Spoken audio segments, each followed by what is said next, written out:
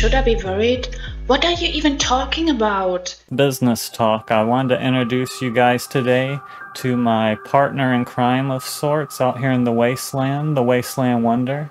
She's currently trying to introduce herself, but she's in her cage talking to the wall. Who you talking to? The audience is this way. Come introduce yourself. What, cage? I'm roaming around free, can you not see? It's the radiation, right? It's messing with your head.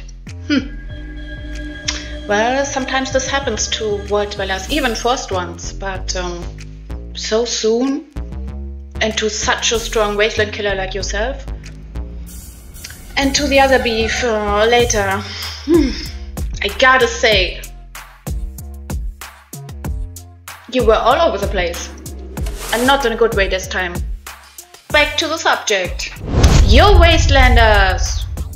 Gather around and let me spill the deeds on the second part of the Wasteland saga. Oh, well, the Fallout series, but anyway. So there was the Wasteland Wonder, eyes glued to the screen. We kick off with the scientist dude and his pooch, 6404.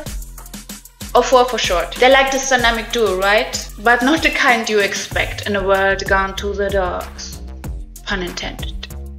Wilsey's got a heart, it seems, saving 4 from more lab experiments. Cutter? Does it sound familiar? Forget about the experiments.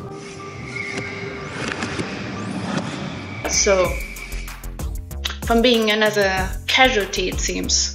Or is he kind of training him to be even worse? We don't know that yet. It's all sweet and stuff until things go sideways and they gotta book out of there quick, you know. Yeah, we have Lucy, our ward gal, you know, turned into Wasteland Wanderer suddenly, it seems. She bumps into Wilsey and 4 after an encounter with a roach that's way too huge for comfort. A close call.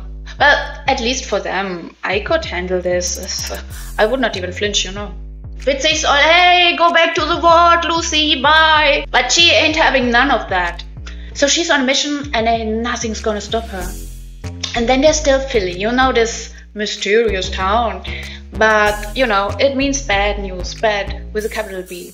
It's where all our paths cross, and let me tell you, it's a hot mess of trouble, tension, and too little Nuka-Cola. You've got ghouls, knights, and all sorts of shady characters duking it out for a piece of the pie. Lucy, stop googling this knight in shining armor. I don't think Maximus is your thing. No. And this after like a few days after Monty. How?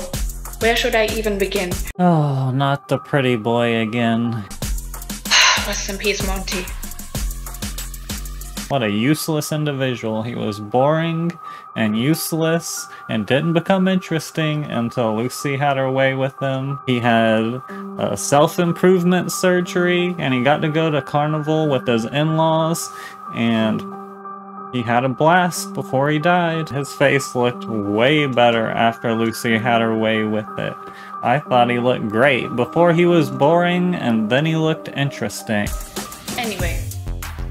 If Cutter's convoluted theory would be true, she would immediately fall for the ghoul because he looks already interesting.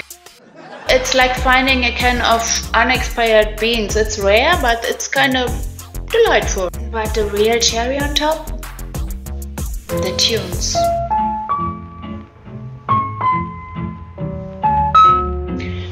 They're the kinds that get your toes tapping. Watch out, there's a two-legged animal running. Even if you're knee-deep in red roach guts. So if you're itching for action, a little bit of dark comedy, and a story that keeps you guessing, the target hits the bullseye. Oh, look at what I found! You know what? When you're so sassy and Mr. Know-It-All and high and mighty, how about testing out those radioactive saws and see how strong and tough you really are?